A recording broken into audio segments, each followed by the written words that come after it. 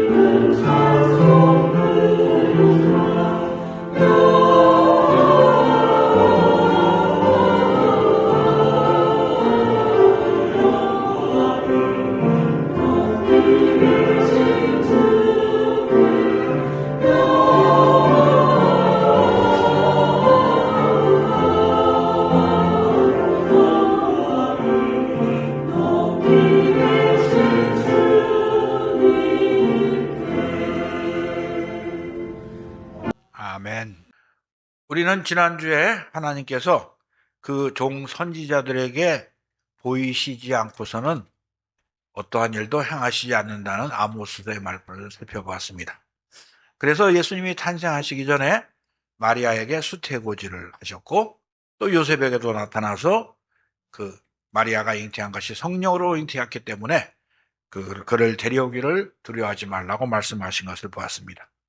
이제 예수님께서 태어나시던 상황을 마태복음 2장에서 설명하면서 마태는 이 예수님께서 탄생하실 것을 선지자들이 예언했다고 네 가지를 들어서 얘기합니다. 우리 본문 2장 5절 6절 한번 봅시다. 가로되 유대 베들레헴이오니 이는 선지자로 이렇게 기록된 바 또 유대 땅 베들레헴아 너는 유대 고을 중에 가장 작지 아니하도다. 내게서 한 다스리는 자가 나와서 내 백성 이스라엘의 목자가 되리라 하였음이니라. 예수님께서 태어나실 장소를 예언했다고 그러고 또 15절에서 헤롯이 죽기까지 거기 있었으니 이는 주께서 선지자로 말씀하신 바 애굽에서 내 아들을 불렀다 함을 이루려 하심이라고 말씀했습니다. 또 17절 18절에서 예레미야서에 라마에서 슬퍼하며 크게 통곡하는 소리가 들리니 나의 그 자식을 위하여 애곡하는 것이라. 그가 지식이 없으므로 위로받기를 거절하였도다 라는 말씀도 이루어졌다고 말하고 23절에서도 나사렛이라는 동네에서 사시게 됐는데 선지자로 하신 말씀에 나사렛 사람이라 칭하던 것을 이루려 함이라고 말합니다. 하나님은 예수 그리스도를 이 땅에 보내시면서 여러 가지 모양으로 예언을 하셨는데 또 한 가지 동방에 있는 박사들에게 어떤 계시를 주셨습니다. 이 동방 박사들이 어떤 사람인지 성경에는 설명이 없어서 잘 모르겠습니다만은 신학자들은 아마도 페르시아 지방에서 그 점성술을 연구하던 사람이 아니었을까 그래 생각을 합니다. 별을 보고 연구하다가 어떻게 알았는지 모르지만 아마 하나님께서 그들에게 계시하셨을 것이 분명합니다. 유대인의 왕으로 태어나는 분이 있다는 사실을 알고 그를 찾아가서 경배하겠다는 것을 알게 하셨어요.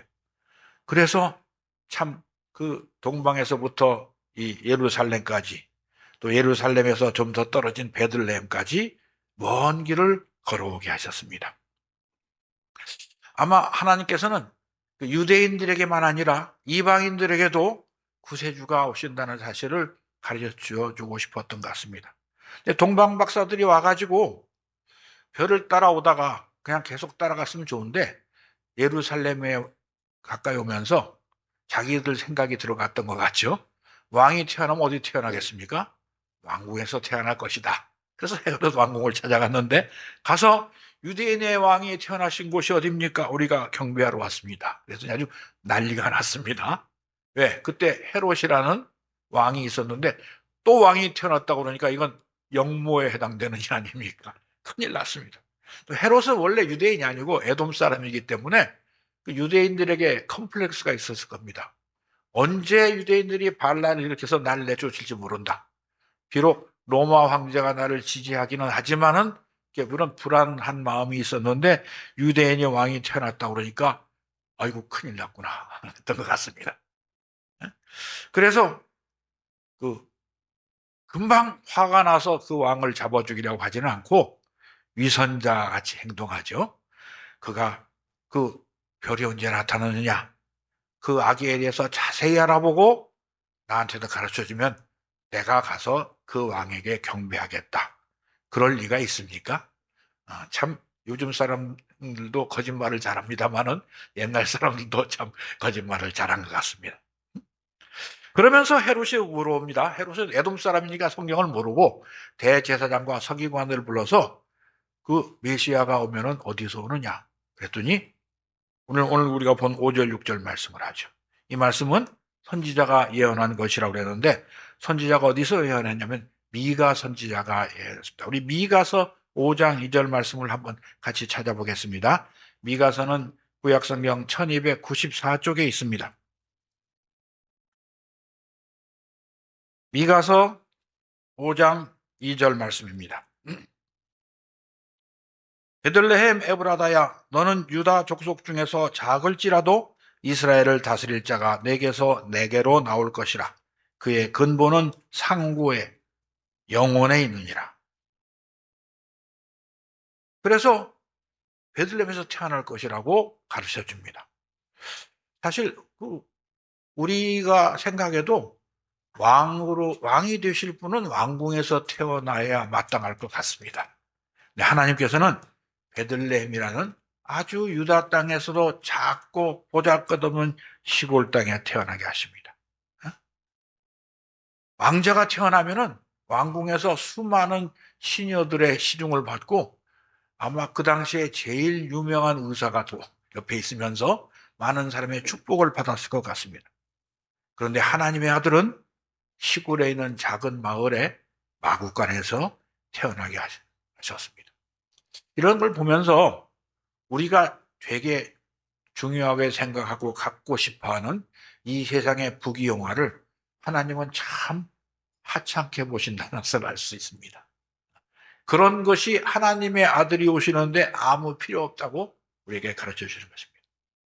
그래서 예수님께서 오셨을 때 실제로 많은 사람들이 예수님을 우습게 알고 멸시하고 조롱했습니다. 그 사실도 선지자가 예언했습니다. 우리 이사야서 53장 한번 같이 보겠습니다. 이사야서 53장 1절부터 4절까지 말씀은 구약성경 1032페이지에 있습니다. 이사야서 53장 1절부터 4절 말씀을 제가 봉독합니다.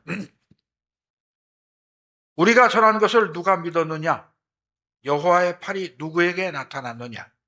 그는 주 앞에서 자라나기를 연한 순 같고 마른 땅에서 나온 뿌리 같아서 고운 모양도 없고 풍채도 없은즉 우리가 보기에 흠모할 만한 아름다운 것이 없도다. 그는 멸시를 받아 사람들에게 버림받았으며 간고를 많이 겪었으며 질고를 아는 자라. 마치 사람들이 그에게서 얼굴을 가린 것 같이 멸시를 당하였고 우리도 그를 귀히 여기지 아니하였도다.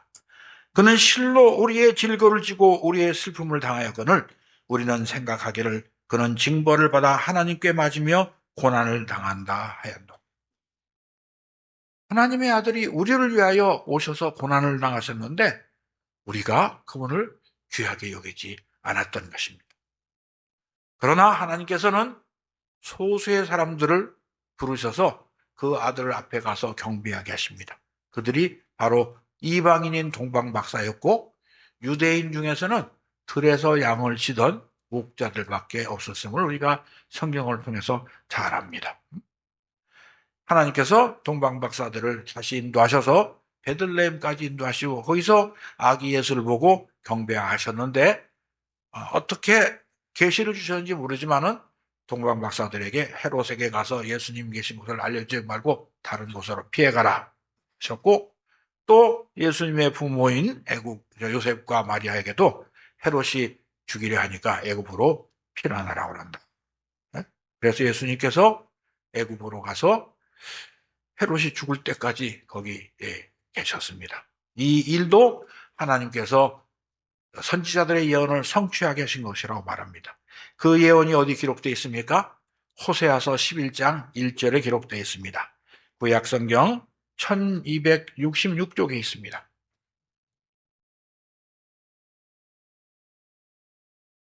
호세아서 11장 1절 말씀입니다. 이스라엘에 어렸을 때 내가 사랑하여 내 아들을 애굽에서 불러내었거늘. 이 호세아가 이런 예언을 하게 된 배경을 우리가 호세아서를 좀 살펴볼 필요가 있는데 호세아서를 오늘 다 읽어볼 수는 없습니다만은 여러분 오늘 집에 가시면 호세아서를 다시 한번 읽어보시기를 부탁드립니다. 이 호세아는 이 주전 755년에서부터 710년까지 45년간 북왕국인 이스라엘에서 하나님의 말씀을 선포한 사람이었는데 이때 이스라엘이 극도로 타락해서 멸망하기 얼마 안 남았을 때입니다. 그때 호세아서 1장 2절을 보면은 이런 말씀이 있습니다. 여호와께서 처음 호세아에게 말씀하실 때 여호와께서 호세아에게 이르시되 너는 가서 음란한 여자를 맞이하여 음란한 자식들을 낳으라. 이 나라가 여호와를 떠나 크게 음란한 이민이라 하시니. 참 이런 말씀을 보면은 참 그 이해가 잘 안 갑니다. 어. 어떻게 선지자에게 음란한 여자를 아내로 맞이라고 하실까? 이것은 하나님께서 이스라엘 백성들이 우상을 섬기는 것을 아내가 남편을 배반하고 음행하는 것과 같이 보셨다는 거 말합니다. 그런 음란한 아내를 맞아서 호세아가 결혼하고 아들을 셋 낳았습니다. 그런데 그 아내가 금방 남편을 배반하고 다른 남자들을 찾아가서 음행을 하다가 결국 그 노예 시장에 팔려가는 바로 매춘부가 되어버린 그런 상황까지 떨어집니다. 그런데 하나님께서는 그 호세아에게 다시 그 아내를 찾아가서 그 돈을 주고 속량시켜다가 다시 내 아내로 삼고 사랑하라고 명령합니다. 참 그게 사람의 생각으로는 가능하지 않습니다. 배신자를 다시 사랑하라니.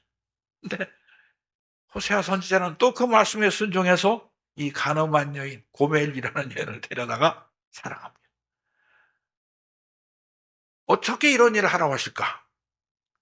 이 과정을 통해서 하나님께서 음행한 이스라엘을 그래도 다시 용서하시고 사랑하신다는 것을 보여주실 겁니다.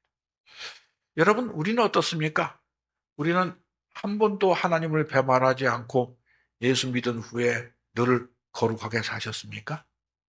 우리도 하나님의 뜻을 알면서도 순종하지 않았고 하나님보다 우상을 더 좋아했고 하나님보다 이 세상에 있는 것들을 더 사랑한 적이 여러 번 있었습니다. 그럼에도 불구하고 하나님께서는 음행한 여인을 다시 아내로 맞이하고 사랑하라고 호세아에게 명령하신 것처럼 그렇게 사랑하십니다. 그래서 하나님께서는 이스라엘을 사랑하시는 이야기를 이렇게 말합니다. 우리 호세아서 11장 한번 보겠습니다. 호세아서 11장 8절에서 11절 말씀입니다. 에브라임이여 내가 어찌 너를 놓겠느냐? 이스라엘이여 내가 어찌 너를 버리겠느냐? 내가 어찌 너를 아드마같이 놓겠느냐? 어찌 너를 스보임같이 두겠느냐? 내 마음이 내 속에서 돌이켜 나의 긍휼이 온전히 불붙듯 하도다. 내가 나의 맹렬한 진노를 나타내지 아니하며 내가 다시는 에브라임을 멸하지 아니하리니 이는 내가 하나님이요 사람이 아님이라. 내 가운데 있는 거룩한 이니 진노함으로 내게 임하지 아니하리라. 그들은 사자처럼 소리를 내시는 여호와를 따를 것이라. 여호와께서 소리를 내시면 자손들이 서쪽에서부터 떨며오되 그들은 애굽에서부터 새같이 아수르에서부터 비둘기같이 떨며오리니 내가 그들을 그들의 집에 머물게 하리니 나 여호와의 말이니. 하나님께서 범죄한 이스라엘을 그래도 사랑하신다는 모습을 보여준 것이 바로 우리를 위하여 예수 그리스도를 이 땅에 보내신 그 성탄절에 드러난 것입니다. 하나님께서는 이스라엘 사람들이 애굽에서 나올 때부터 나는 내 하나님 여호와라 나 외에 다른 신을 두지 말라고 여러 번 거듭 말씀하셨는데 그래도 그들은 또 음란한 고멜과 같이 음행을 했습니다. 우리도 그런 짓들을 했습니다. 그럼에도 불구하고 하나님께서는 독생자를 보내주시고 우리에게 그를 믿는 믿음을 주셔서 우리가 구원받게 하셨습니다. 내가 내 아들을 애굽에서 불렀다고 하신 것처럼 우리를 죄와 사망의 권세에서 불러내셔서 구원하셨습니다. 이 놀라운 말씀을 선지자들이 미리 예언하였고 예수님께서 세상에 오심으로 이 예언이 성취된 것입니다. 동방 박사들이 그냥 다른 곳으로 가버린 것을 안 다음에 헤롯이 화가 몹시 났습니다. 그래서 그 동방 박사들의 말을 듣고 또 베들레헴에 갔다가 오는 시간 뭐 이렇게 계산을 해보고 아마 넉넉하게 잡아서 2년 내에 있었을 것이다. 그래서 이 2살 이하의 모든 아이를 다 죽여버리라는 명령을 내립니다. 참 기가 막힌 일입니다. 아무 죄도 없는 죄인들을 위하여 하나님의 아들이 세상에 오셨는데 아무 죄도 없는 어린이들이 수도 없이 많이 죽게 되었습니다. 그 일도 선지자가 예언했다고 합니다. 그 선지자가 어디에 예언했습니까? 예레미야서에 있습니다. 우리 예레미야서 31장 15절 말씀을 보겠습니다. 구약성경 1101페이지에 있습니다. 예레미야서 31장 15절 말씀입니다. 나 여호와가 이같이 말하노라. 라마에서 슬퍼하며 통곡하는 소리가 들리니 라헬이 그 자식을 위하여 애곡하는 것이라. 그가 자식이 없으므로 위로받기를 거절하는. 하나님께서 왜 이렇게 억울한 죽음을 허락하셨는지 우리는 이해할 길이 없습니다. 사실 우리가 이 세상에 살아가면서 이해할 수 없는 억울한 일들을 많이 당합니다. 그러나 우리가 이해할 수 없다고 하나님이 틀렸다고 말하면 안 됩니다. 하나님은 천지를 창조하셨고 우주 만물을 다스리시며 사람의 생사화복을 주장하시는 전지전능하신 하나님입니다. 우리는 전적으로 부패하고 타락한 피조물에 불과합니다. 하나님께서 무슨 일을 행하시면서 이 부패한 인간들에게 내가 왜 이런 일을 한다고 설명하실 의무가 있겠습니까?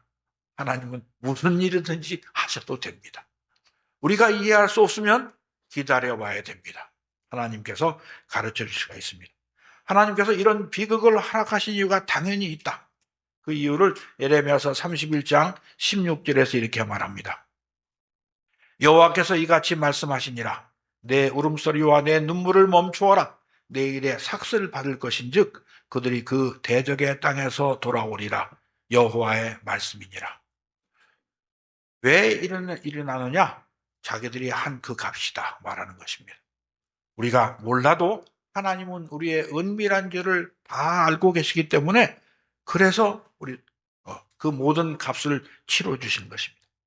그리고 나서 하나님께서는 그들을 위로하신다고 말씀하십니다. 우리 예레미야서 31장 17절에서 20절 말씀을 보겠습니다. 너희 장래에 소망이 있을 것이라. 너희 자녀가 자기들의 지경으로 돌아오리라. 여호와의 말씀이니라. 에브라임이 스스로 탄식함을 내가 분명히 들었노니 주께서 나를 징벌하심에 멍에에 익숙하지 못한 송아지 같은 내가 징벌을 받았나이다. 주는 나의 하나님 여호와시니 나를 이끌어 돌이키소서. 그리하시면 내가 돌아오겠나이다. 내가 돌이킨 후에 뉘우쳤고 내가 교훈을 받은 후에 내 볼기를 쳤사오니 이는 어렸을 때의 치욕을 짐으로 부끄럽고 욕됨이니이다 하도다. 에브라임은 나의 사랑하는 아들, 기뻐하는 자식이 아니냐? 내가 그를 책망하여 말할 때마다 깊이 생각하노라. 그러므로 그를 위하여 내 창자가 들끓으니 내가 반드시 그를 불쌍히 여기리라. 여호와의 말씀이니라. 하나님은 우리를 징계하시고 마음 아파하시고 그리고 다시 받아주신다고 약속하신 것입니다. 이처럼 우리를 구원하시려 하나님의 아들이 세상에 오셨는데 그 아들을 대하는 사람들의 반응이 정반대로 나타납니다. 이방인인 동방 박사들과 그리고 몇 명 되지 않는 들에서 양을 치던 목자들은 예수님 앞에 나와서 경배하고 그를 보고 갔습니다. 그런데 세상의 권력을 다 가지고 수많은 부하와 군대를 거느린 헤롯 왕은 예수님을 죽이려고 했습니다. 그래서 지금도 복음을 전하면은 이렇게 두 가지 반대 반응이 일어납니다. 하나님의 말씀을 듣고 회개하고 믿어서 구원하는 사람이 있고 하나님의 말씀을 듣고 조롱하고 비난하고 싫어하는 사람도 있습니다. 그런데 싫어하는 사람이 훨씬 많습니다. 그것도 성경에 다 기록되어 있습니다. 우리 요한복음 1장 한번 보겠습니다.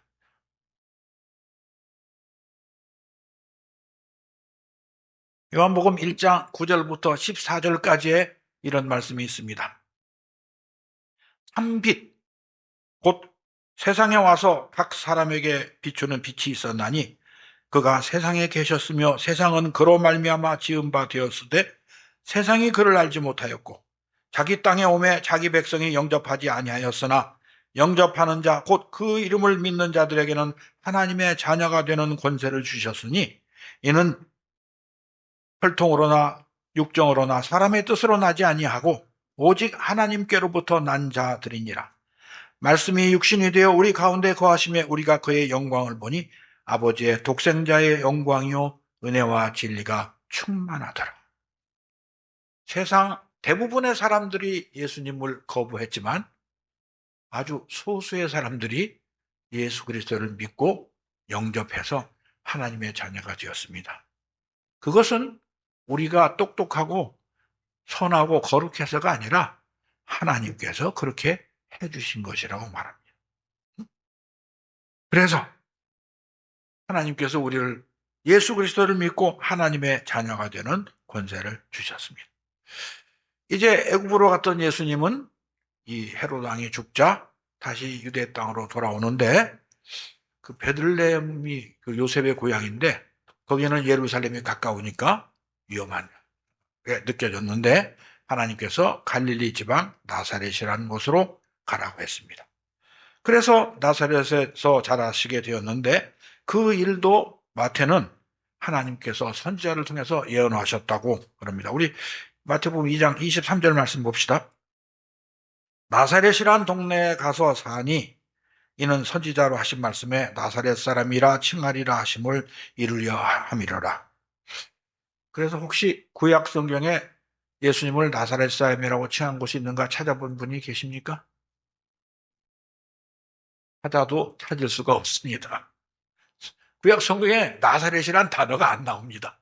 네. 그러면 마태가 무슨 말을 썼을까? 이게 이상한 말이 아닌가?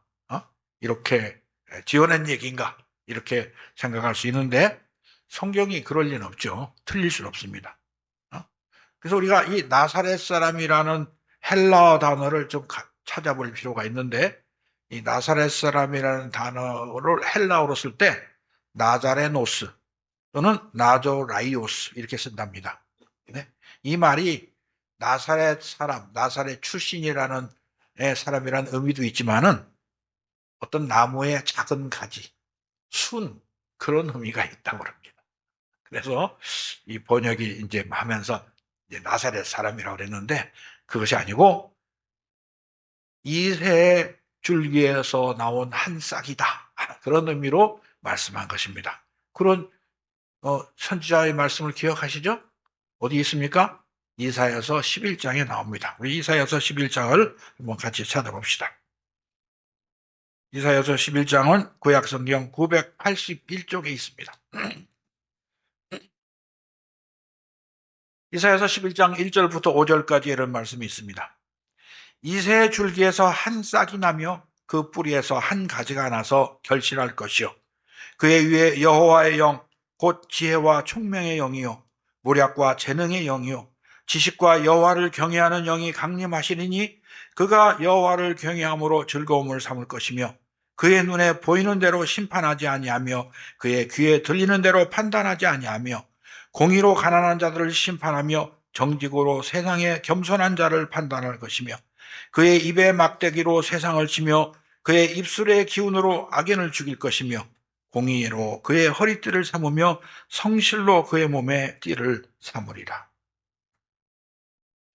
온 세상이 다 악해지고 나무들이 다 베어져서 죽었던 것 같이 보여질 때 아무도 바라보지 않은 작은 새싹이 나와서 그 새싹이 크게 자라서 하나님의 공의와 사랑을 보여주며 세상을 심판하실 것이라고 말하는 것입니다. 실제로 예수님이 이 땅에 오셨을 때 세상 사람들의 눈에는 흠모할 만한 것이 하나도 없었습니다. 마구간에 태어나서 말구에 누우시고 평생을 가난하게 그리고 가난하고 병들고 버림받은 자들과 함께 지내시다가 십자가에 못 박혀 죽으셨습니다. 하나님의 아들이 연약한 아기로 태어나서 권력자의 유혹을 피해서 애굽으로 도망갔다가 자라갈 때도 그를 두려워하며 숨어서 자라가는 돈도 없고 힘도 없고 군대도 없고 아무것도 없는 모습으로 이 세상에 오셔서 그 아들을 통해서 세상을 구원하시는 하나님의 방법을 보여주신 것입니다. 지금도 예수 믿는 것이 세상 사람들이 볼 때는 참 어리석어 보입니다. 예수 믿으면 돈이 나오냐, 쌀이 나오냐, 뭐 그런 말 하지 않습니까? 쓸데없이 이 좋은 날에 왜 교회 가서 세월 하느냐? 우리 즐겁게 모여 놀자. 그런 사람들이 많습니다. 그러나 이 어린 아기 예수가 태어나셨을 때 하늘의 천군 천사들이 노래하며 하늘에는 영광이요 땅에서는 기뻐하심을 입은 자들의 평화를 노래했습니다. 세상 사람들의 눈에는 보이지 않지만 하나님의 택하신 당신의 백성들의 눈에는 독생자의 영광이 보이며 말씀이 육신이 되어 오셨을 때 보시는 그 은혜와 진리가 충만한 모습을 우리에게 보여주신 것입니다.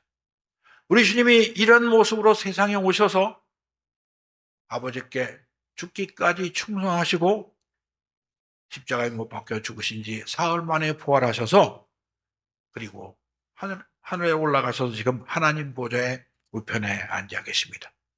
거기서 무엇 하고 계십니까? 우리에게 사명을 주시고 우리가 거할 처소를 예비하고 계십니다. 그 처소가 다 준비되면 다시 오셔서 우리를 그곳으로 인도하신다고 약속하셨습니다. 그곳이 어디입니까? 천국입니다. 그래서 우리의 시민권은 하늘에 있습니다. 우리는 이 땅에서 살 사람들이 아닙니다. 이 땅에서 잠깐 사는 것은 천국을 향해 한 걸음 한 걸음 나아가는 나그네로서 살아가는 것입니다. 우리가 이 땅에서 예수 그리스도를 믿고 예수님처럼 형제와 이웃을 위하여 자기 목숨을 버리면은 세상 사람들이 비웃고 조롱합니다. 미쳤다고 그럽니다. 조롱하고 멸시할 것입니다. 그러나 그것이 당연한 것임을 알아야 됩니다. 예수님께서 이렇게 말씀하셨습니다. 우리 요한복음 15장 말씀 한번 같이 보겠습니다. 요한복음 15장 18절부터 25절까지의 말씀입니다.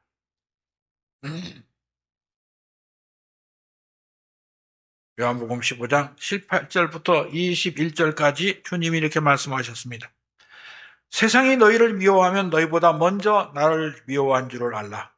너희가 세상에 속하였으면 세상이 자기의 것을 사랑할 것이나 너희는 세상에 속한 자가 아니요 도리어 내가 너희를 세상에서 택하였기 때문에 세상이 너희를 미워하느니라.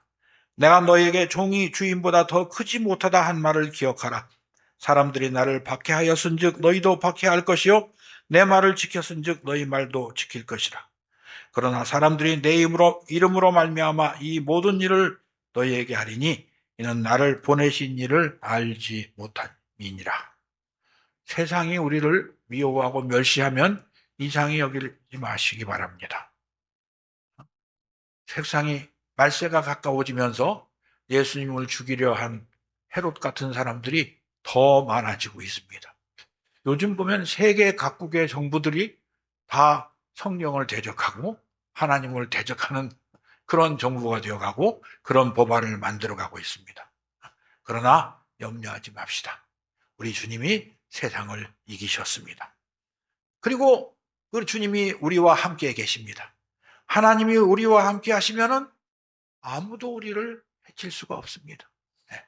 독생자를 아끼지 아니하시고 내어주신 하나님께서 우리를 위하여 무엇을 아끼시겠습니까? 우리에게 필요한 모든 것을 다 주십니다. 이 세상이 예수님을 미워하고 죽이려 했어도 주님이 세상에 오셔서 주님 아버지께 받은 사명을 다 완수하시는 것을 막을 수가 없었습니다. 성경에 예언된 모든 것이 그대로 다 성취되었습니다. 그 주님께서 다시 오시겠다고 약속하셨습니다.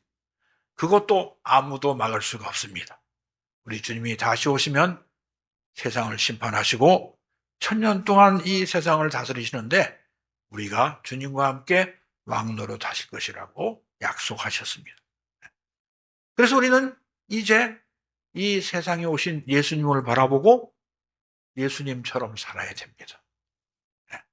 내가 너희를 사랑한 것 같이 너희도 나를 사랑하라고 오셨습니다. 너희는 온 천하에 다니며 만민에게 복음을 전파하라고 말씀하셨습니다. 그래서 우리는 주님을 바라봐야 됩니다. 이제까지 내가 옳다고 생각했던 것, 나에게 유익하다고 느꼈던 모든 것들을 배설물과 같이 버리고 자기를 부인하고 자기 십자가를 지고 주님의 뒤를 따라가야 됩니다. 우리를 위하여 세상에 오신 예수님께서 세상 끝날까지 우리와 함께 계실 것입니다. 기도하겠습니다. 하나님 아버지, 하나님의 독생 성자 예수 그리스도를 이 땅에 보내주시고 우리가 그를 믿고 하나님의 자녀가 된 권세를 주셔서 참으로 감사합니다. 세상은 여전히 악하고 주님을 대적하고 우리를 미워하고 조롱해도 하나님 아버지께서 우리를 사랑하시고 우리의 연약함과 부족함에도 불구하고 끝까지 우리를 붙드시고 임마누엘 하나님으로 동행하시는 것을 깨닫게 해주시니 감사합니다. 우리 주님 다시 오신다고 약속해 주신 그 약속의 말씀을 붙들고 오늘도 주님과 동행하며 예수 그리스도의 복음을 세상에 전하는 우리 모두가 되도록 축복하여 주시옵소서. 예수님의 이름으로 기도하옵나이다. 아멘.